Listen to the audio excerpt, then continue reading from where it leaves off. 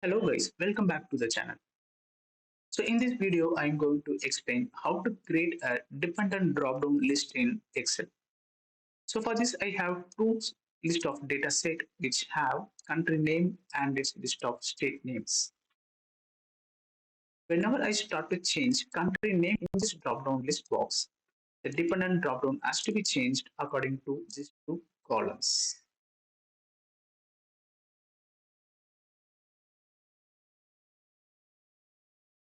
Okay, let's begin the video to understand how this can be created. First of all, let's create a drop-down list for country. So select D5 cell and go to Data tab, click on Data Validation and select List from this drop-down list and select these two country names for the source. Click on OK to complete it. Now we can start to see these two country names in this drop-down list box. Now let's move on to the next stage to create dependent drop-down list. For this, I'm going to use one formula to calculate dependent value. So offset and select reference value from this country name.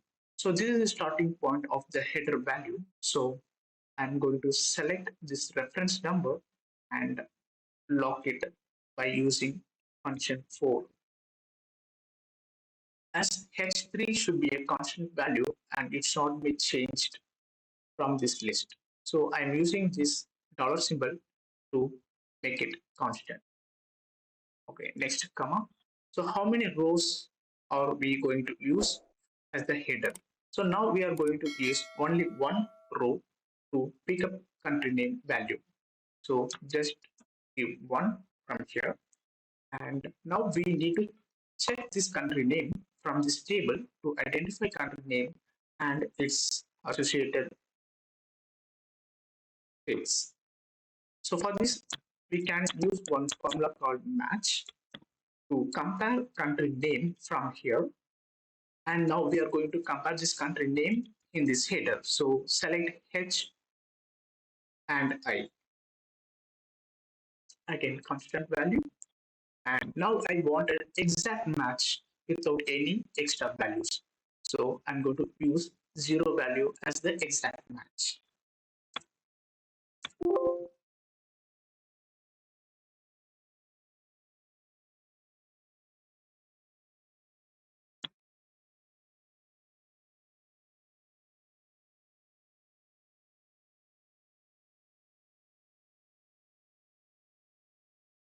Zero. So now we are using two set of formulas. One is offset and second one is match. But these two formulas are working in different way of methods. Offset value basically takes column from 0, 1, 2, 3, and so on. But match value takes columns from 1, 2, 3, and so on. So now I wanted to use 1 minus 1 value to make this adjustment. Okay. And now we are going to use how many columns and how many heights of the rows are going to be used.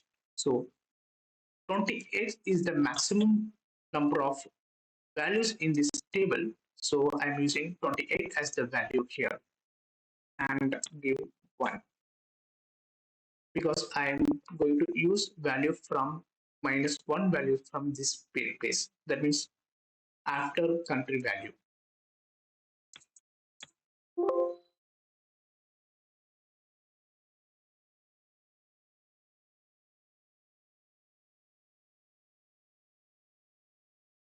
Copy this entire formula and go to data validation.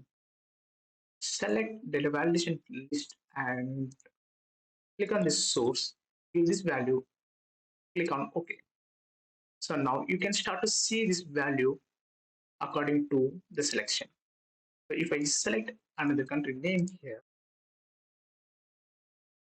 list of states will be changed accordingly. But I have few blank values in this cell. How this can be eliminated? To calculate row numbers dynamically. So I'm going to use one formula to calculate four values. So equal to count A and offset, and take the first reference of the header in the same method,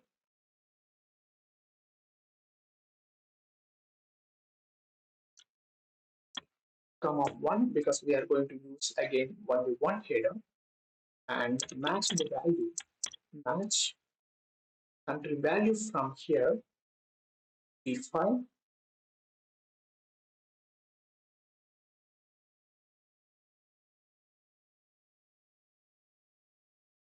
is entire H and high value,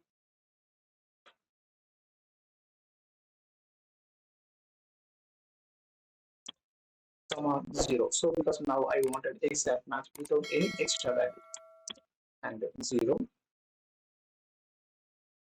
minus 1 and maximum of the maximum number of rows of 80 at 28.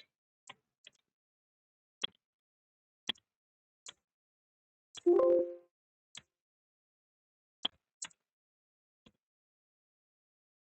now value is 10 for the first country, and if I select another, so this is changed automatically.